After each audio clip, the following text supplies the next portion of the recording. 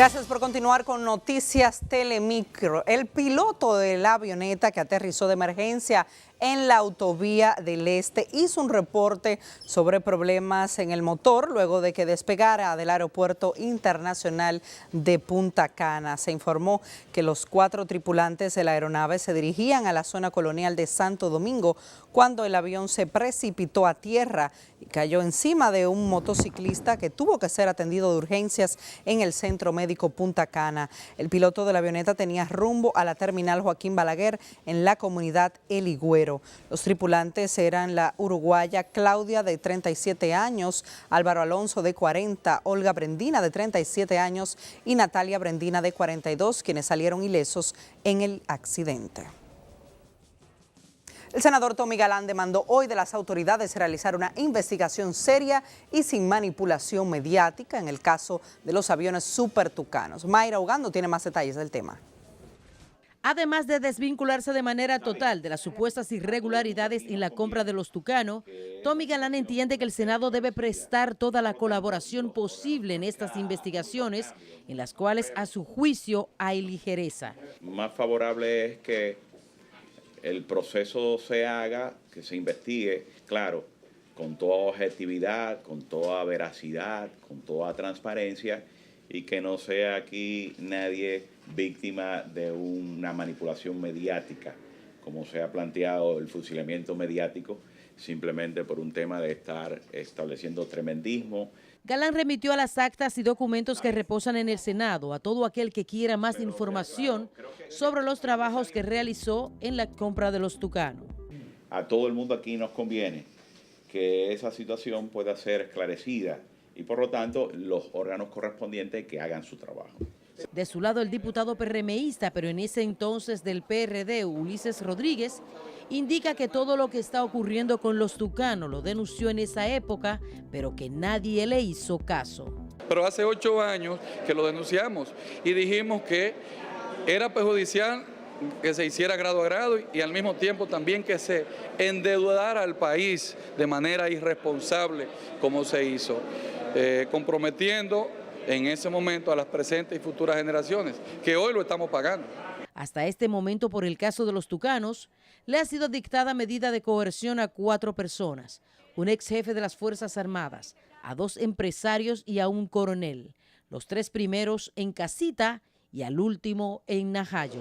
Con estas declaraciones sobre la colaboración que debe prestar el Senado de la República en las investigaciones del caso de los Super Tucano, el senador Tommy Galán entra en contradicción con su homólogo por la provincia de Azua, Rafael Calderón, quien entiende que con relación a este tema, la Cámara Alta no debe pronunciar una palabra más. En Santo Domingo, República Dominicana, Mayra Ugando, Noticias Telemicro.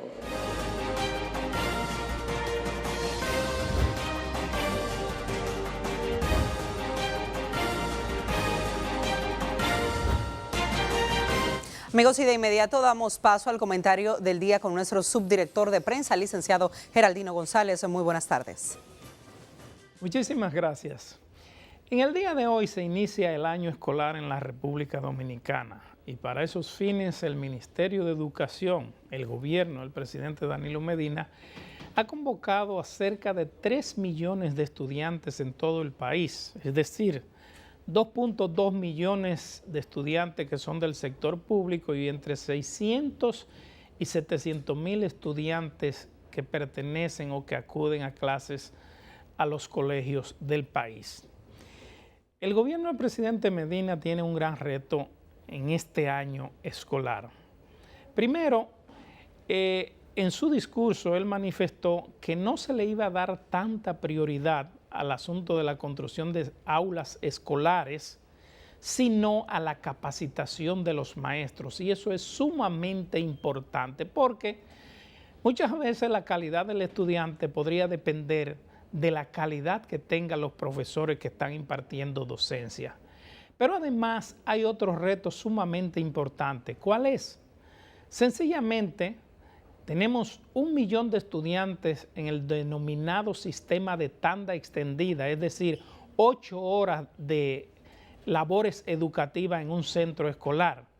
pero tenemos el grave problema de que a veces estas 8 horas completas no se sabe en qué la invierten los estudiantes o en qué la pueden invertir. El gobierno tiene la tarea de diversificar y de ocupar ese espacio lo más rentable posible para los estudiantes, y para ello deberá hacer algunas reformulaciones en el sistema. De manera que esperemos a ver cómo se desarrolla todo, pero yo creo que el tema de la eficientización por parte de los maestros con mayor calidad, con mayor capacidad, y ocupar las 8 horas que tienen asignadas todos los días estos estudiantes en labores fundamentales y labores que sean de gran importancia, yo creo que es un reto que tiene el actual gobierno. De manera que vamos a esperar cómo van ocurriendo los acontecimientos. Muchísimas gracias. Gracias a nuestro subdirector de prensa, Geraldino González. Tenemos más informaciones. El presidente del Colegio Médico Dominicano, Waldo Ariel Suero, convocó la mañana de hoy en Santiago a un paro por 24 horas para el próximo jueves en todos los hospitales de la región norte del país. Jenny Acevedo con más detalles en la siguiente historia. Veamos. En medio del encuentro donde asistieron directivos del gremio médico, Suero reiteró que esta jornada de lucha es una respuesta a las autoridades, ya que se sienten burlados acusando al gobierno de actuar con perversidad. Ratificó que no aceptarán que se pierda un derecho adquirido por espacio de 80 años con la imposición de un horario de trabajo de 6 horas. Y reiteramos que este jueves 25 en todos los hospitales de la Regional Norte, tanto del IDSS como de salud pública y como las unidades de atención primaria, serán paralizados. Mientras nosotros conversamos de manera tranquila en el diálogo, el gobierno maniobraba con perversidades. De su lado, el presidente del Colegio Médico Seccional Santiago, Naoki Reyes, denunció las precariedades que enfrentan médicos y pacientes en el Hospital José María Cabral Ibáez, indicando que esta lucha también persigue mejoras del centro. Si suben a los quirófanos, antes Cabral Ibáez, que tenía 10 quirófanos en servicio, apenas funcionan 4 y de manera precaria. En tanto, el Sindicato de Enfermería de la Región Norte rechazó el paro, manifestando que trabajará con normalidad ante el acuerdo logrado con el gobierno. Nos mantendremos laborando en todos los hospitales de la región y el país. Los médicos exigen, además del 5% del PIB para la salud, un 60% de aumento salarial, nombramientos y pensiones dignas. Desde Santiago, República Dominicana, Jenny Acevedo, Noticias, Telemicro.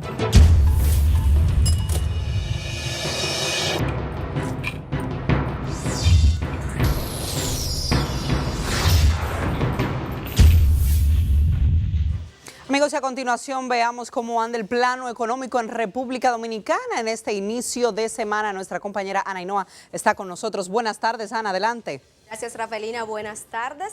Y hoy en el segmento económico trataremos el aumento promedio del ahorro de los dominicanos, quienes desde junio del 2015 a la actualidad han presentado un incremento de 11.2%. Veamos estas y otras informaciones de hoy.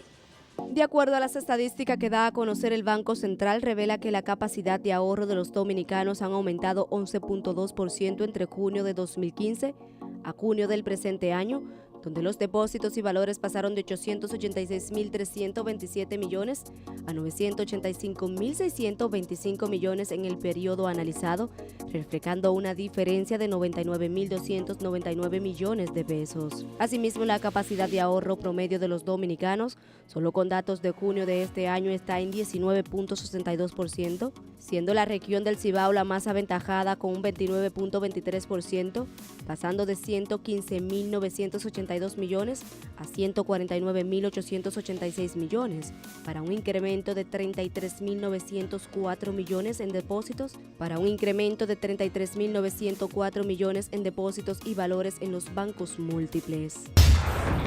Y con el inicio del año escolar 2016-2017, el dolor de cabeza para los dominicanos se agudizó ante los altos costos de los útiles escolares, y por demás las quejas son imperantes en los padres que este lunes no alcanzaron completar los materiales que necesitaban sus niños para el regreso a clase. Cada año la cajita, y no de sorpresa, la tienen los libros de textos, ya que son extremadamente caros, además del aumento de la tarifa de los colegios, y para completar los uniformes terminan por presionar en extremo a los padres. y cada día se torna menos insostenible la crisis que arropa a Venezuela, provocando que el hambre y la escasez hagan que los venezolanos repiensen en lo que es su identidad histórica, ya que la desesperación la consume ante la necesidad de tener que hacer largas filas para adquirir sus alimentos, pero teniéndose que llevar la desilusión de no alcanzar nada para llevar a sus hogares. Mientras que para los venezolanos el lograr adquirir la canasta básica dirigida al consumo de una familia de 5 miembros, se necesitaban 11,5 salarios mínimos hasta el pasado febrero, según el Centro de Documentación y Análisis Social de la Federación Venezolana de Maestros, añadiendo que su precio había aumentado un 482% en el último año. Con esta situación que viven los venezolanos ante el desabastecimiento de alimentos y medicinas que puede llegar a más de un 80% en el país, con las mayores reservas probadas de petróleo. Con estas informaciones, Rafelina, despedimos. Paso contigo. Muy buenas tardes. Muy buenas tardes y gracias a nuestra compañera Ana Hinoa. Esas fueron las principales informaciones económicas de hoy. Les invitamos a accesar a nuestra página web telemicro.com.do.